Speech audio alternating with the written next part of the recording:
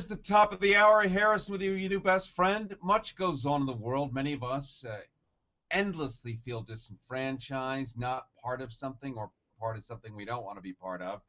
And we often look at each other as the adults having these discussions and sometimes forget that there is a world of people for whom there may be very little advocacy. A voice such as theirs is one that is often never heard, drowned out in our political hum and all the rest of it. And there are people who do come to the rescue. There are people who have personal life experience in this realm, people with stories to tell and some hope to offer, and also some enlightenment here so that we know that a lot of people actually have a place to go, and there is some warmth and friendliness there. And I want to talk to you a little bit today about this notion of being foster children and some of the things that are available. And thank God for people who volunteer to this end.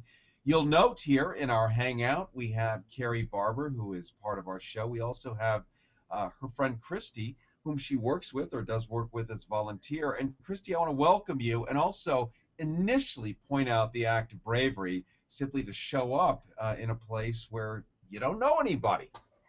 Thank you. I really appreciate you having me. We're really glad you're here, and this isn't the sort of topic, hence the name of your website, Little Secret, right? It's our little secret.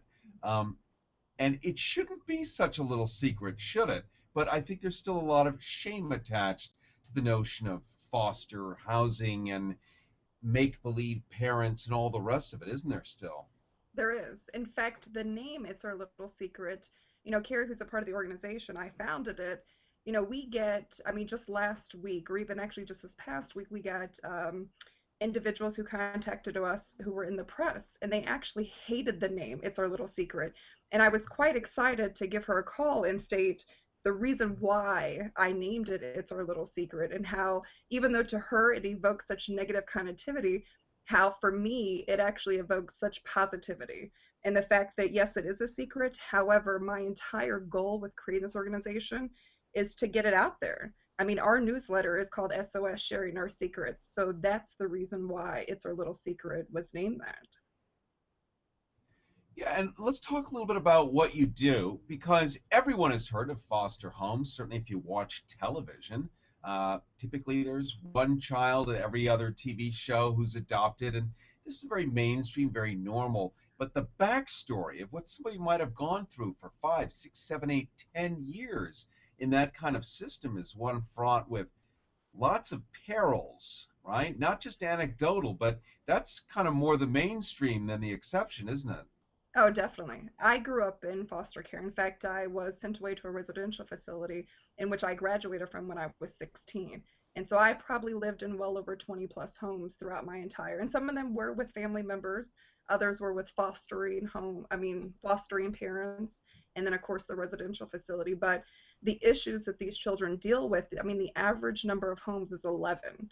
And the issues, not only as a child, but as a teen and as an adult, and how that translate is huge. And unless you're in the system, unless you understand it on some capacity, it's not something that, of course, is talked about. You see it on TV, but you only see a very small aspect of it. And you don't understand, no one really sees the true impact of it except for the kids. We're talking to Kristie Sam-Faulkner. She's the executive director of It's Our Little Secret, which is itsourlittlesecret.org, also known colloquially by those who volunteer in it as IOLS. Do you say IOLS? EOLS? We never have, but I may now. That's pretty cute. As opposed to LOLS, because the I could be an L, lots of laughs, or not. And really, it is a serious issue. And let's talk about the numbers of foster children out there, Mhm. because people can't really wrap their heads around the volumes of people that are exposed in these unmanageable systems. Just in the state of Illinois, there's over 16,000, and those numbers actually come from 2007. Now, prior to Illinois taking on a new fostering system, meaning that they allowed for godparents, and it's not in the sense of the religious godparent, but it's literally to where you could extend your child to a neighbor. So therefore, they are taking on that pseudo godparent. format. But just in the state of Illinois, there's 16,000 children, and in 2005 it was close to 50,000. And because of that new, direction that they chose to take, the numbers dropped significantly. But that number is not just of the kids I mean, that number is currently in the system. However, the ones who actually don't even make it to the system, meaning that there is, child abuse cases that are reported, it's huge. And I think also too, what's the difference between, abuse is that it's not reported. For example, like if you go to the hospital and you have cancer, therefore it is reported. I mean, there's ton of records. However, for child abuse, I mean, the numbers are just staggering. I alone in the last 2 years on a daily basis, because I'm so vocal about what had happened to me, I mean, I hear hundreds of stories, hundreds. And none of those people have ever reported it. And, it's sad. I mean, the CDC did a study of over 596 plus thousand children of non-fatal cases. And that's just a very small population compared to the ones who actually never even make it to reporting. This April this month, right now, it's the very, very beginning of April. April is uh, Child Abuse Awareness Month, and America is no stranger to child abuse in or out of the foster home. There's no question about it. Parenting skills are wanting in a lot of ways. Unlike licensing to drive a car, you don't need to necessarily have one to propitiate the species and add a human life onto the soil and then personally train it to do whatever you decide is the right thing. And this is kind of what we're looking at here. And Kristie, why don't you tell us a little bit about your story? There are people watching right now who, I mean, visually, all we have, first introduction to anything, is what we look at. We look at you, and we're not displeased. But there's a backstory in there. I'm putting that as clinically as possible. There's a backstory there that doesn't sound the way you look, incongruent with that. Yeah, And tell us like what you went through so that we get how normal that is. it's crazy that you said that because I hear on a daily basis, because of how well spoken I am, etc., the way that I look, but both of my parents were crank addicts. My mom was a prostitute. And to show you the impact of that, my father, as well as my uncle, pimped her out, if you will. And my half brother is actually my uncle's baby. And my mother had 10 children. I'm actually the oldest, and I'm my father's only.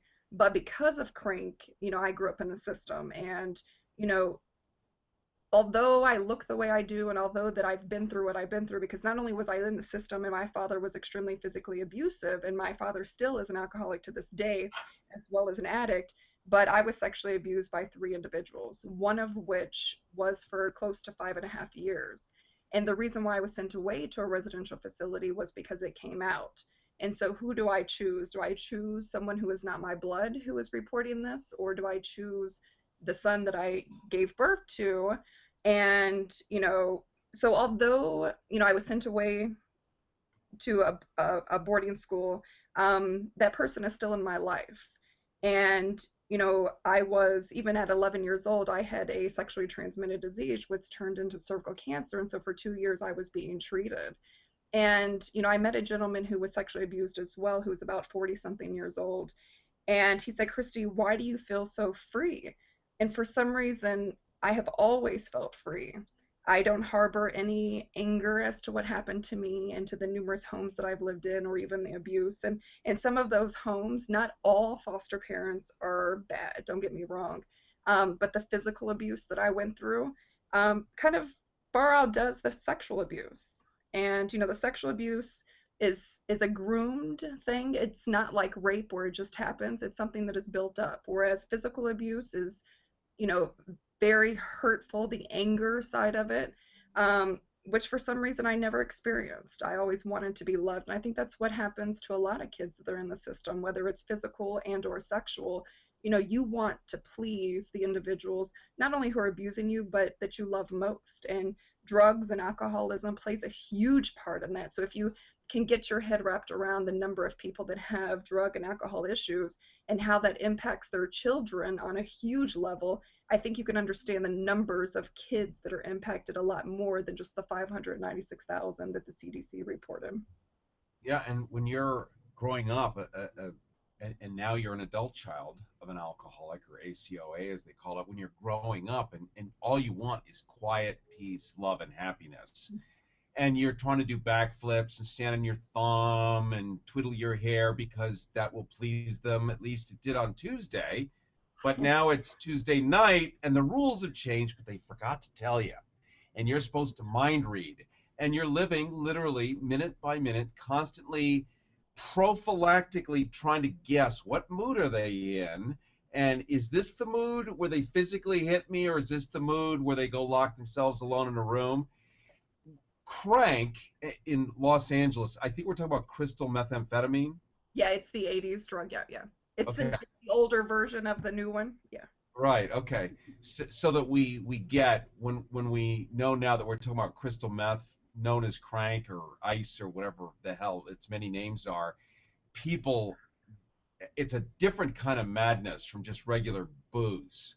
Different Definitely. kind of madness. Stay awake 7 days in a row. The helicopters in the trees. The oven is talking to you. So you're coping with stuff that other people can't. I mean, it is so Mr. Toad's Wild Ride on top of Mr. Toad's Wild Ride. And when we look at the numbers that you were talking about, Kristie, between 60 to 85% of child fatalities are due to maltreatment, not recorded on death certificates. Um, a report of child abuse made every 10 seconds. How many of those are acted upon? I don't know. You would know better, but it doesn't sound like all 10 are reported on, right? Because of No, the shame factor. And I think that's really the problem here. It's like it's ultimately the victim's fault because that's the easiest way to shuffle it off. But a child is a laptop, and all it has is the software you put on it. And if you put bad software on it, it's still going to respond to its programming. no, definitely. In fact, I mean, very much so. We teach. I think what's so sad about this is that, not just the abuse aspect of it, but everything that goes into it, which is the cycling of it. I mean, I grew up in a trailer. And, yes, my mom was a prostitute. We didn't have food. And the fact that I've been able to break that cycle in every aspect, I went to college. I have a very good family, healthy family unit. And what I was able to, I guess, accomplish or break out, like, and what I think intrigues me most is the fact that what is that switch? Like, I know so many people have been abused and they just can't make that switch to where, I mean, they literally self-deprecate and hurt themselves in every aspect because of what they went through and the shame that goes through, the shame that they feel and experience. And whereas I don't have any of that. And I think that that's the one thing that that I want to create with Iowa Less is what is it that took me to actually switch that on, because I want to give that to these other kids or even to the adults that I've been in contact with. And they've asked me and they said, what is it, Kristie? What do we need to do? And the programs for Iowa Less, they're so different compared to all the other organizations. And I've done a lot of research, and it's, yes, 100% based off of my experience.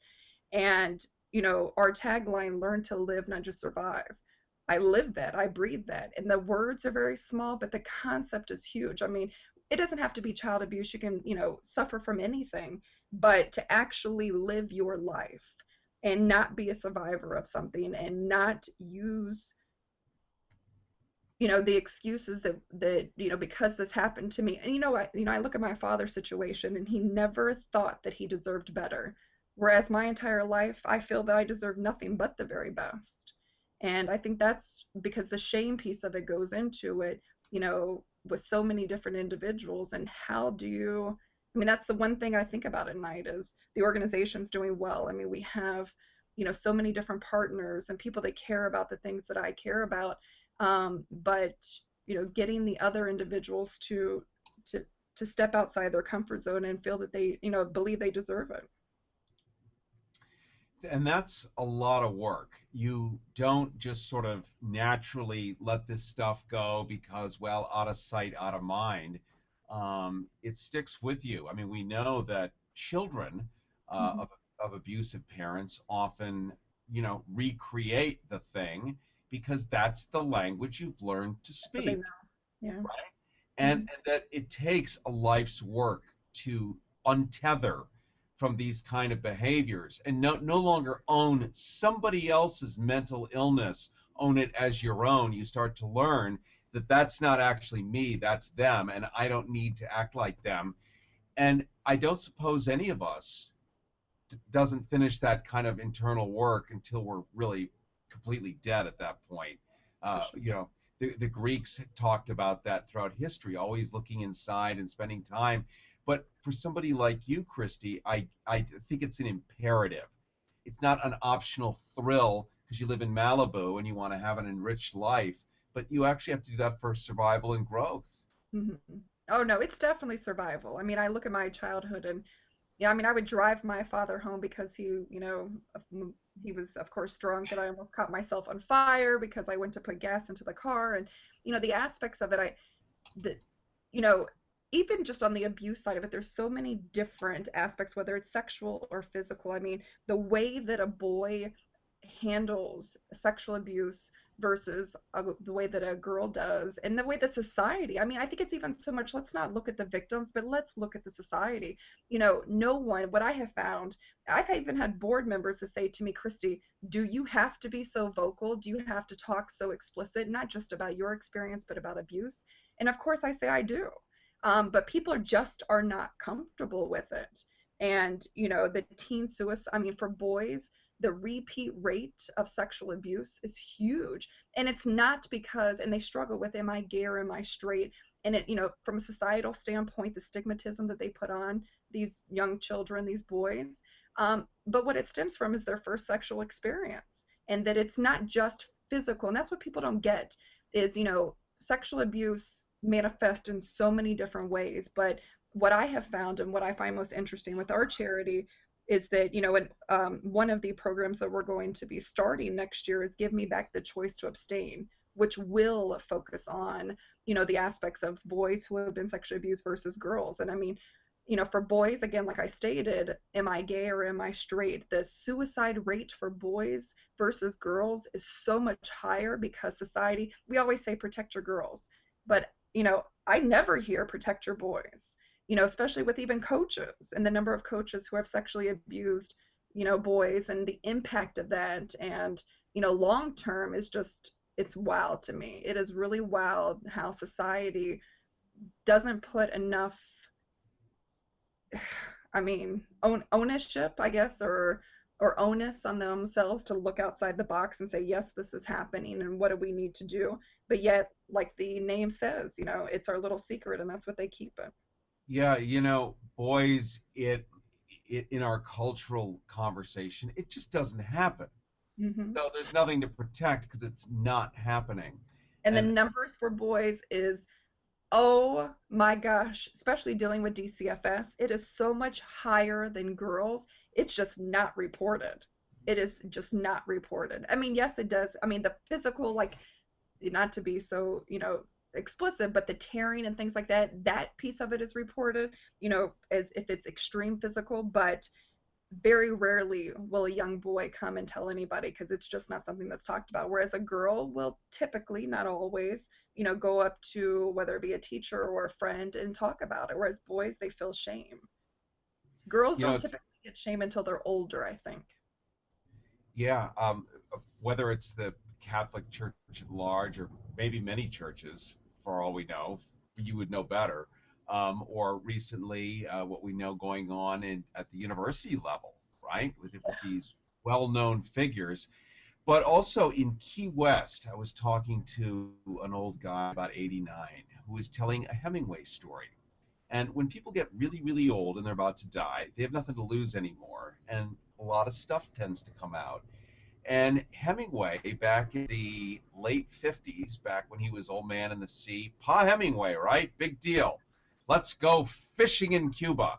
Well, one of the rites of passage in Key West was to send their 21-year-old boys at the 21st birthday to go do an overnight fishing expedition with Pa Hemingway, who had a fishing shack in the dry Tortuga Islands, about 70 miles out of the Keys, out in the middle of the Gulf of Mexico. And they would get to do an overnight, drink whiskey with Hemingway. Well, I probably don't need to say more. I'll let your imagination, not even your imagination, but it's kind of obvious. And a couple of these boys talked about it because they were plied with liquor and such. And so it's not, I think we think that the perpetrators all wear a raincoat and live under a bridge, but it's simply not true. And I think that's one of the things that it's our little secret.org is able to bring to us, is that we can't really predict who this is and who it's going to happen to. No, not at all. In fact, there is literally no race. There is literally no social economic difference in terms of abuse. I know doctors who make two to three to $500,000 a year that have sexually abused their daughters, their sons, especially on the sports side of it. There's coaches, as you all know, 200, $300,000 that, have abused 50, 60, 70 kids. And there there's no indicators. I mean, like, for example, yes, my family is a little bit different. Yes, they were crank addicts. Yes, if you looked at them, my mom, you could definitely tell, was we would be considered, plain white trash. Or we were considered that, and the family had a very large, like, even my extended family were as well. But the people that I have met, um, not just on the sexual side, but on the physical side, I think even more so, you just don't know what you're getting because, depression, alcoholism, drug addiction. Rush over in Chicago has an amazing program for professionals who deal with alcoholism as well as drug addiction. And the stories, and, some of them crack addicts, and what they have done, and yet where they come from. You would never ever know. And people that actually know them and worked with them never even knew half the things that they did to get their drugs or what they did to their families. Wow. We're talking to Kristie Sams-Faulkner. She's the executive director of It's Our Little Secret, IOLS. We haven't figured out how to pronounce the acronym yet, but I'm sure it's happening. It's unraveling as we speak.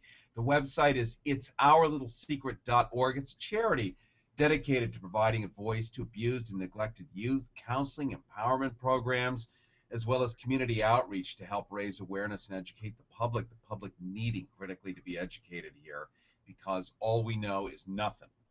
And then we make decisions based on nothing, and that's not in the best interest of anybody. Kristie was a ward of the state, raised in foster homes, suffered abuse at the hands of her family, which she's talked about. And while in the foster care system, her experiences led to the creation of It's Our Little Secret to address the needs of foster children currently in the system and those who need support to help cope and move on with their lives. And Kristie, as you can see, is open and willing to share all these events in her life, her past experiences. She's a child advocate, comes from the foster care system. And let me ask you to speculate, and this is not a science project here, Okay. but the amount of boys that get abused, we know Michelle Bachmann and others have created a huge political platform it's a form of material abuse, what these people do. They just do it from a White House or from a congressional pulpit or from a place like this of extraordinary power, giving marching orders to tens of millions of people, telling them that it's actually okay to perform kinds of psychological abuse on people. But what with the levels of abuse toward boys, because this is one of those dirty secrets that dare not be mentioned. What is that? I mean, are there that many? Remember, most people would like to imagine, well, they must be gay people then if they're going after little boys, but it's more of an act of violence or control than it is a sex act, isn't it? It is. And, like I said, it's not like rape. It's more so power. It's also more so, we're groomed. I will definitely say that it doesn't happen overnight. It's a process. It's not just a day. It's trust. And I think what is most sad about the sexual abuse side of it versus the physical is that the people that you trust the most typically are the ones that abuse you because they have the ability to get there. And, for me, I was in what people don't realize or even understand about the sexual abuse is, how could you be in love with your abuser?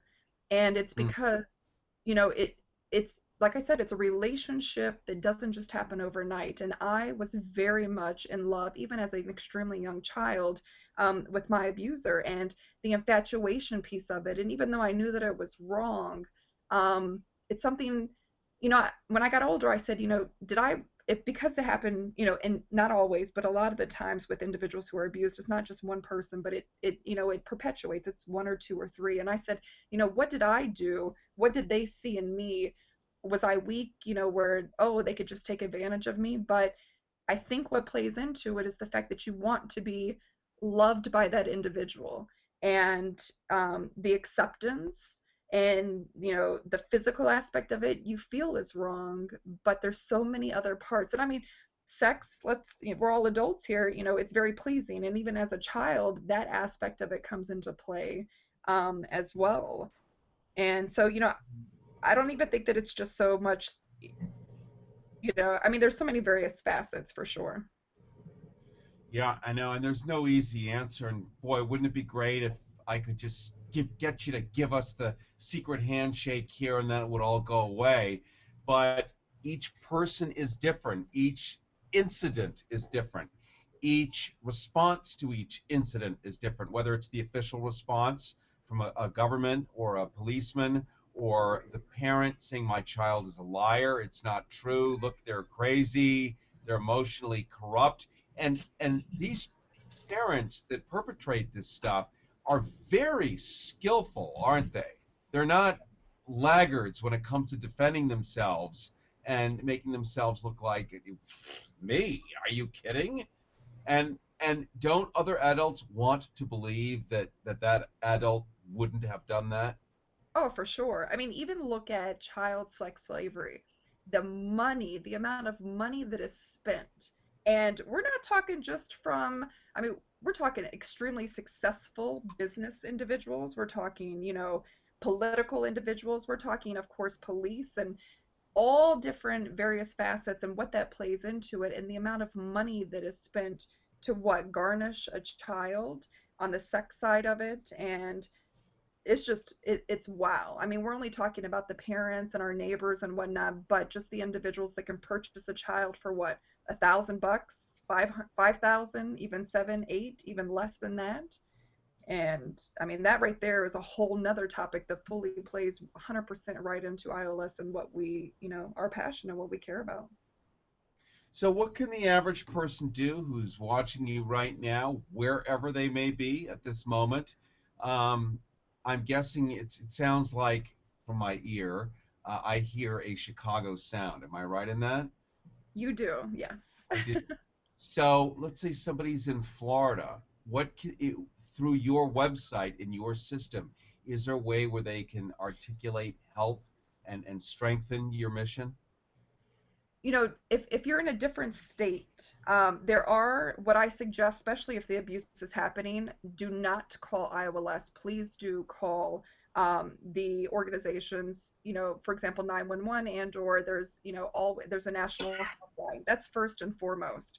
But if you're looking to what IOLS is about for me and why I started, it's not about the donations. It's about the partnership. It's about creating a strong network, an army of people that care about what I care about. So please do log in, put in your email address. We will not send you junk. We will send you information that is, that things that we're doing. So just to give you an example, Stamp Out Child Abuse Awareness is an initiative that IOLS is doing, where we're doing an art contest. And in that art contest, we'll pick the best artwork, and then my goal is to send it with a full proposal to the United States Postal Service to have a stamp. They did it for the dogs, so I hope they do it for the kids. Um, and then Well, also, oh, one of the smartest things you did here, as we talked to Kristie Sam-Faulkner, the executive director of It's Our Little Secret.org, is you actually break down the cost. And that seems to turn Americans on. Once you say, well, here's what it costs, now suddenly we're interested. But let me just run through this for just a second here, because it's eye-popping and shocking here. Um, we're looking at billions with a B, billions of dollars, somewhere equivalent to the cost that we pay for strokes and heart disease, these billions in just coping with child abuse issues, whether it's medical treatments and the rest. It's an astronomical sum of money. Definitely. Yeah, and I think that tends to motivate people for some reason or another, rather than it's like when we say the value of a life, which the Bush administration, I, the Bush administration devalued the a human life down to $5.18. The resale value of a heart, a liver, lungs for transplants is 100 grand per organ. So it's disproportionate to the reality, and your reality of showing kind of the systemic value of having healthy children for people who only get the dollar value. I think you know what I'm saying. I do. I do. And In so fact, I'm really, go ahead. Go ahead. I think we're getting a bleed through audio from. Oh, sorry about that. Sorry. It was that was a guy in Boston on Moto Turbo. So Well, shit. sorry about that. Okay. yeah, I think one of the CDC, they said, what, $124 billion. However, I think that's a great number. I think it's huge, but I personally think it's low. And the reason being is because the abuse side of it impacts every single aspect. I mean, for example, like the state of Illinois, the children that are in foster care and then actually age out, the state of Illinois or all states will actually pay for children to go to the college. However, because of moving from 11 to 12 homes, the likelihood that they even get a high school diploma, let alone go to college, is extremely small. And so, you add in all those numbers, not just what it takes for the state or states to actually deal with abuse, but okay, let's look at, as we all know, college versus individuals who don't go to college, and how much money is made versus the ones who, how much money is made in proportion to that, and what is lost. I mean, just the tax value of it, the more money you make, the more taxes that are paid that goes back into the socialistic system. So that isn't even, I don't believe, in their $124 billion, or, even the long-term aspect of it of, for example, like individuals, typically, not always, but I think the study is, college versus individuals who didn't go to college, and the number of children that they have and the impact that has on just the cost to raise them from a societal standpoint. I mean, how can that be in the number? Or, we look at the drugs and the alcohol piece of it, and the, depression, and then of course the teachers, and what the teachers, the amount of time that the teachers have to put into these kids, and they're not paid for that. Or, for example, like we just did for a school in Chicago, this is very small, I won't take up too much time, but this specific school in Chicago is a feeder school for I think it was, what, 3 to 4 different homeless shelters. And most of those kids all come from abuse. And the teachers they don't have a library, they don't have a gym. And so they're literally paying for supplies and food. I mean, for example, like a lot of these teachers actually pay for food on these kids' behalf. How can the CDC or anyone else equate how much money it takes per child, per teacher, per time, versus all of the other, or even, for example, like the other organizations? I mean, for our organization, we are extremely blessed to be able to do what we have been able to do. And literally, our first year, we serviced well over 451 children just for Christmas. And our toy drive's a little bit different. I chose to structure it to where these kids get exactly what they want. It's not one toy, it's actually 3 toys. If they want a bike, they get a bike. But we did that with $400. And, we're competing with organizations that have $20 million, and they only did like 100 children. So I think that the 124 billion is grossly under, if you look at every single aspect of what it takes to raise a child, not just now, but as a teen and as an adult, and what they can give back on so many different levels. Huh. Yeah, let's hear from Sean in just a second. I just wanted to point out that the 80% number of 21-year-olds, people 21 and older, that were abused as children all meet criteria for having one psychological disorder or another. That's a lot of humans. Those are just the ones reported. Hmm. That means there's millions of people with a chronic, untreated, likely, psychological disorder that disrupts the social fabric as you and I know it. That's a lot of rogue elements flying around out there. So we look at how this has metastasized, this social aberrance, this frustrated, repressed, whatever it is that creates these kind of angers and hostilities. And I really I see the social menace. Sean, you wanted to say something there. Is that your name, Sean? There's a man in a box. Who's Sean? I don't know. I don't see I don't see a Sean up here. Well, what's your name, sir? Me? Yeah. I'm Tim Barrett. Hey, Tim. Glad to have you aboard.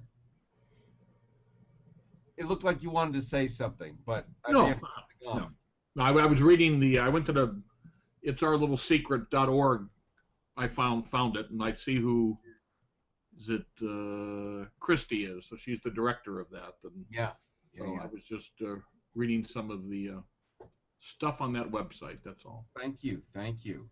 And I wish that Carrie, who is instrumental and as a volunteer and is hugely helpful and brought this issue to our attention here, I wish we could hear her voice, but I know we have a microphone issue there. Hello. You should get a Mac. Well, we all agree. We all agree. Soon, soon, soon. Only because they just work. What other Exactly. reason to have one? That's right. So let me just end and say thank you, Kristie Sam-Faulkner, for having created this thing. And you're in it long term. There's no question about it. And it would be great if you could just delete the wreckage of the past. But I think that wreckage strengthens you wildly and propels you into the future in a way that's really going to be helpful to the rest of us. You know, Thank you. It's that kind of endless irritation where you just got to scratch it, but your scratching is the solution for us. Full of ignorance and complicity, right?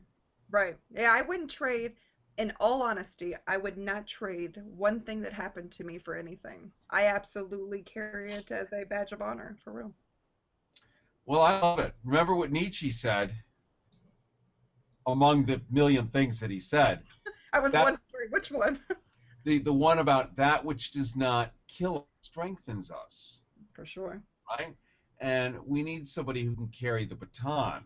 And if we all wither because of horrible events, then all we have is withered people and even more horrible events. So we're just putting a gold star on your metaphorical fanny for having, being brave.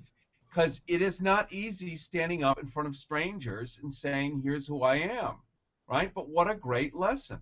And the more of us that can learn how to do that and be comfortable with it, the less we're going to have dirty little secrets. I agree. And isn't there a term, you're as sick as your secrets? Oh, very true. So when in doubt, flush it out. That's a good one. Right? It's kind of like hauling a dumpster. Commercial. Yeah, it's like hauling a dumpster behind you full of all your stuff and never emptying it out, and it gets bigger and heavier, and then your range of motion gets diminished. Mm-hmm. So just a fabulous teacher. We vote yes for you, even though you're not running. And maybe one day I will. Please do. Please do. What are you running for? President. Oh, for president of the United States? Absolutely. Yes. Thank you. Thank you. You'd be a better Chicagoan than the one we have in there now. That's a whole nother segment on there. I may be from California, but I'm not a Democrat. Oh. Hence the CB radio and the shotgun in the back. Yeah. No, ham radio, not CB. Bite your tongue. Sorry. It's all right. And the shotguns are in the gun safe where they belong. Oh. I've got grandkids, so I don't want them getting their hands on them. I have a point card myself. Well, thank you again, and thank you for representing my hometown of Chicago, where, well, There are plenty of stories. I'm from a town called Lake Forest, I know exactly where that is. and the movie Ordinary People is based on somebody who might be sitting in the room as we speak. I'll just leave you with that. All So we right. all have our little horror stories, and you're the brave one, though. I'm the pussy, but someday I'll think about it. And I'm just so grateful that you were here, and we really look forward to having you on again I would to love that. follow up on this stuff, and as Anderson Cooper would say, keep us honest. You got it. I definitely will. And if you ever do find anyone that he's actually kept honest, maybe you'll let us know. Consider it done. Thank you. I truly appreciate it. All right, us too. Thank you, Carrie. Thank you, our friend in California with the locked up guns. Thank you, Billy, very much, as always, for running our Strategic Operations Center, also known as SOC, in Phoenix. And I will talk to y'all later. See y'all later. Bye, guys. Thanks, everyone.